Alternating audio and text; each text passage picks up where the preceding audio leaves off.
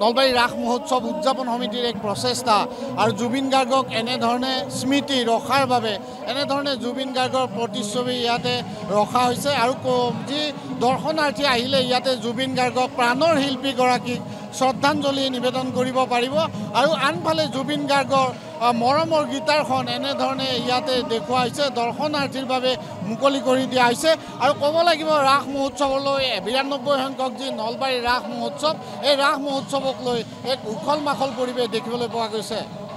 জুবিন গাৰ্গৰ 52 বছৰ হৈছিলে, গতিকে 52 বছৰৰ শুভ প্ৰাক্ষণত 52 ফুটৰ গীটাৰটো বনাইছে এটা স্মৃতি হিচাপে আৰু এই স্মৃতিয়ে এটা গীটাৰৰ মাজেৰে সদৌ অসমবাসী যাতে আমি একতাৰ এনাৰ্জিৰে বান্ধ খাই থকা সেনেকুৱা এখন অসম বিচাৰিছে জুবিন গাৰ্গে আৰু সেই একতাৰ এনাৰ্জিৰে বান্ধ খাই থকা অসমখন যাতে আমি জীয়াই ৰাখিব পাৰোঁ তাৰেই ধাৰাবাহিকতা অক্ষুণ্ণ ৰাখি নলবাৰী ৰাস সমিতিয়ে যি গীটাৰটো বনাইছে বহুত বেছি ধন্যবাদ জ্ঞাপন কৰিছোঁ।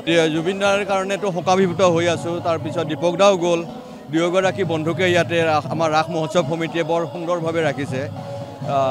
জীৱন্ত যেনে লাগে যেন তেখেতসকলৰ মৃত্যু হোৱা নাই, দুয়োকে তেনেকুৱাই লাগিছে আৰু সেইকাৰণে আজি বহুত মানুহ অকল তেওঁলোকৰ কাৰণে অহা যেন লাগিছে জুবিন দাক চাবলৈ, দীপক দাক চাবলৈ আৰু ইমান ভিৰ হৈ আছে জুবিন দাৰ এই ওচৰত প্ৰতিমূৰ্তিৰ ওচৰত, দীপক দাৰ প্ৰতিমূৰ্তিৰ ওচৰত।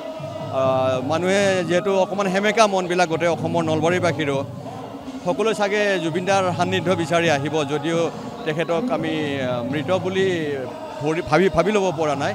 জীৱন্ত এটা স্মৃতি যেন আমি ইয়াত ফটো উঠি হ'লে লৈ যাব পাৰোঁ তেওঁৰ ছায়াত থাকি পেলাই। এইটো আমাৰ কাৰণে এটা অতি দুখৰ কথা যে আমি প্ৰাণৰ শিল্পীগৰাকীক এনেকৈ শ্ৰদ্ধা নিবেদন কৰিব লগা হৈছে। আমি এখন সুউচ্চ গীটাৰেৰে নলবাৰী হৰি মন্দিৰৰ তৰফৰ পৰা আৰু জুবিন গাৰ্গক ৰিপ্ৰেজেণ্ট কৰা টুপিটো ৰখা হৈছে, জুবিন গাৰ্গৰ এটা প্ৰতিমূৰ্তিও ৰখা হৈছে আৰু এইখিনিতে মই ক'ব খোজোঁ যে NB নিউজে আজি কিছুদিন আগতে দীপক শৰ্মাক জুবিন গাৰ্গ বঁটা প্ৰদান কৰিছিল।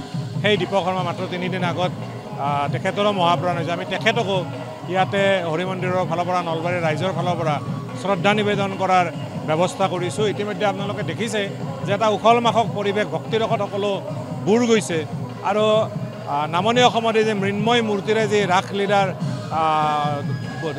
মানে প্ৰদৰ্শন কৰা হয় তাৰ লগত আমাৰ ইয়াতে জীৱন্ত ৰাসৰ ব্যৱস্থা কৰা হৈছে আৰু আজি ধুনীয়া এটা বৰ্ণাঢ্য সাংস্কৃতিক শোভাযাত্ৰাৰে আমাৰ বৰপেটা সত্ৰৰ বুঢ়া সত্ৰাধিকাৰ তেখেতক আদৰি আনি এই ৰাস মহোৎসৱৰ আজিৰ পৰা শুভাৰম্ভ কৰা হৈছে। জুবিন গাৰ্গক আমি পাহৰিব পৰা শক্তিটো আমাৰ কোনোদিন নাই, গতিকে ৰাসৰ এই 13 দিনো যিসকল মানে ভক্তপ্ৰাণ ৰাইজে বা জুবিন প্ৰেমীয়ে শ্ৰদ্ধাঞ্জলি জনাব বিচাৰে ইয়াতে আহি জনাব পাৰিব। দীপক শৰ্মাক যিসকলে ভাল পাইছিল তেখেতসকলে ইয়াত শ্ৰদ্ধাঞ্জলি জনাব পাৰিব।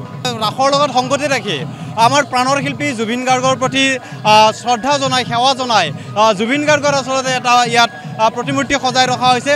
জুবিন গাৰ্গৰ বয়স যিহেতুকে 52 বছৰ বয়সত যিহেতুকে তেখেতে আমাৰ মাজৰ পৰা আঁতৰি গ'ল, সেইবাবে ইয়াত 52 ফুট ওখকৈ মানে এটা গীটাৰ বনোৱা হৈছে, ভাস্কৰ্য শিল্প নিৰ্মাণ কৰা হৈছে।